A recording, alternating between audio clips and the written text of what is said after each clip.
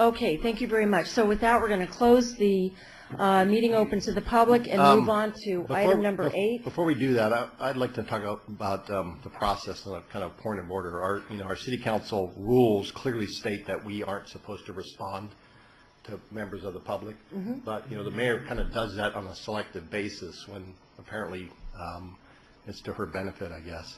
So I think it's within my right to hear what Fred Norman wanted to say after the mayor responded to him. So Fred, I'd like to ask you to come back up and tell me what you had on your mind. Well, here, let me just explain to you, Matt, that the issue is if we're accused of doing something or not doing something, every 5 or 6 or 8 or 10 times, I do feel compelled to set the record straight. However, according to the city attorney, we're allowed to very briefly respond, but if we're going to enter into dialogue with Mr. Norman or anybody else, then we're doing so in violation of the rules of procedure regarding council meetings, and you know that.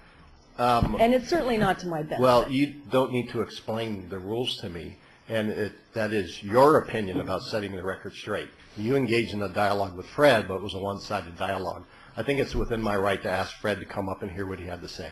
I believe that's within my right under the city council rules to ask for public to make a comment. Rather than asking the city attorney to jump in and turn this into something uglier than it needs to be, Fred, why don't you come on up and share with us what you wanted to say, please?